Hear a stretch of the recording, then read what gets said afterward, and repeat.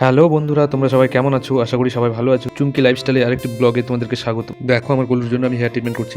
Treatment করতে করতে আমাদের অনেক ইয়ার্কি আর মজা হচ্ছে। যেমন স্পা ক্রিম দিয়ে ওর মুখে আমি গোপ বানিয়ে দেবো। ওর গোপ বানানোর সময় ও বেশ মজাই পাচ্ছিল আর মুচকি মুচকি হাসি দিচ্ছিল আর বলছিল সারা জীবন যদি এইভাবে যত্ন করো আমি রানীর মতো থাকবো। কথাটি শুনে আমি হেসে বললাম, একদিন যত্ন করতেই তো আমার পকেট থেকে 1000 টাকা খসে পড়ে, আর যদি সারা জীবন যত্ন করি তাহলে তো আমি পুরো ভিখারি হয়ে যাবো। এই কথাটি শুনে গলু মনে মনে অনেক কষ্ট হয়েছিল। তারপর আমি বললাম, ধুর পাগলি, আমি তো ইয়ার্কি করছিলাম, আমি তো রোজই তোমার সাথে এইভাবে মজা করি। আমি মজা করলে কি তোমার ভালো লাগে না? আমার ভালো লাগে, কিন্তু একটু কষ্ট পাই। তারপর আমাকে বল, থাক, অনেক কথা বলেছিল, বেশি কথা বললে বাবু ঘুম থেকে উঠে যাবে। তখন আমি বললাম, বাবু উঠলে তো সামলানোর জন্য তুমি আছোই। গোলু হঠাৎ রেগে বলল, উঠাবা তুমি আর রাত্রি জেগে বসে থাকবো আমি, আর সারা রাত্রি নাক ডেকে ঘুমাবে তুমি। গোলু তো রেগে পুরো বকবক করতে শুরু করলো। আমি বললাম, আর বকবক করো না তো, বেশি বকবক করলে চুলের অর্ধেক ট্রিটমেন্ট করে ছেড়ে দেবো, তারপর তোমার চুল ঝরতে শুরু করবে। জোরে চিৎকার করে বলল, বেশি ইয়ার্কি করো না কিন্তু, ক্রিমগুলো ভালো করে লাগিয়ে দাও, না হলে আমি তোমার চুল ছিঁড়বো কিন্তু। আমার তো এমনিতেই চুল নেই।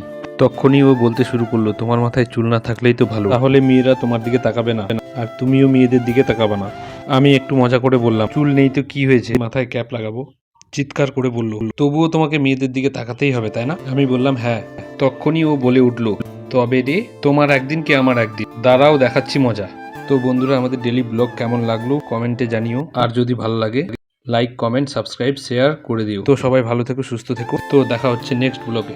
আর লাইক, কমেন্ট, সাবস্ক্রাইব করতে ভুলো না যেন।